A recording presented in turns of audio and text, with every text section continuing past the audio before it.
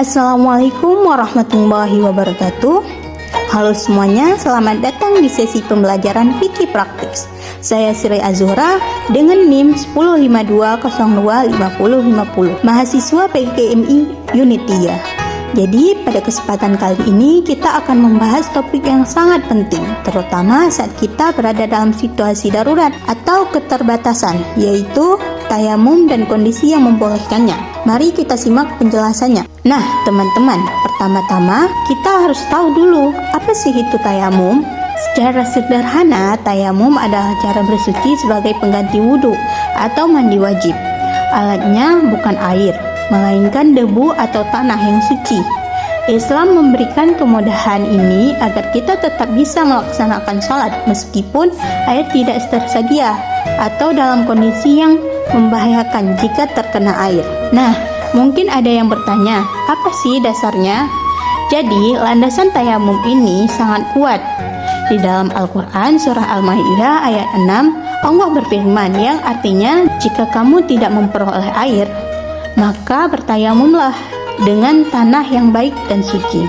Selain itu, Rasulullah SAW juga bersabda bahwa seluruh bumi dijadikan sebagai tempat sholat dan alat untuk bersuci. Jadi, debu yang suci adalah alternatif sah pengganti air. Nah, ada 3 hikmah besar di balik syariat tayamum ini.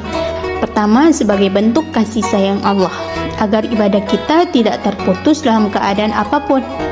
Kedua, membuktikan bahwa Islam tidak memberatkan umatnya. Dan ketiga, untuk menjaga kesehatan, misalnya bagi orang yang sakit akan bertambah parah jika terkena air. Tentu tayamum tidak bisa dilakukan sembarangan. Nah, kapan kita boleh tayamum? Islam memberikan keringanan ini dalam 5 kondisi utama. Yang pertama, tidak menemukan air. Sudah dicari, tetapi tetap tidak ada. Kedua, air sangat terbatas. Air yang ada hanya cukup untuk minum atau bertahan hidup. Ketiga, sedang sakit. Jika terkena air, penyakitnya bisa bertambah parah. Keempat, cuaca sangat dingin. Suhu ekstrim yang bisa membahayakan keselamatan tubuh. 5. Ancaman keselamatan. Berada di tempat berbahaya atau situasi darurat yang mengancam jiwa. Kelima kondisi ini hadir sebagai solusi agar kita bisa beribadah dengan aman dan selamat. Jadi syarat sahnya adalah pertama, harus beragama Islam. Kedua, benar-benar tidak dapat menggunakan air karena alasan syar'i, seperti sakit atau tidak ada air. Ketiga, menggunakan debu atau tanah yang suci. Dan khusus jika alasannya karena tidak ada air, kita wajib berusaha mencarinya terlebih dahulu sebelum memutuskan tayamum. Nah, sekarang bagaimana cara mempraktikannya? Ada 4 langkah mudah untuk mempraktikannya. Pertama, memulainya dengan membaca basmalah dan niat di dalam hati untuk bersuci. Kedua, tepukan kedua telapak tangan ke debu yang suci. Lalu, usapkan ke seluruh permukaan wajah secara merata. Terakhir, tepukan kembali tangan ke debu.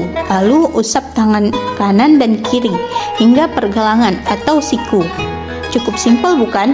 Hati-hati ya, tayamum juga bisa membatalkan loh. Pembatalannya ada 2 kategori. Pertama, segala hal yang membatalkan wudhu, seperti buang air atau tidur nyenyak. Kedua, bagi yang bertayamum karena tidak ada air, maka tayamumnya otomatis batal jika ia menemukan air sebelum salat dimulai. Jadi kesimpulannya, tayamum adalah bukti betapa indahnya ajaran Islam yang selalu memberikan solusi di setiap kesulitan. Pahami kondisinya, penuhi syaratnya, dan amalkan dengan benar sesuai syariat.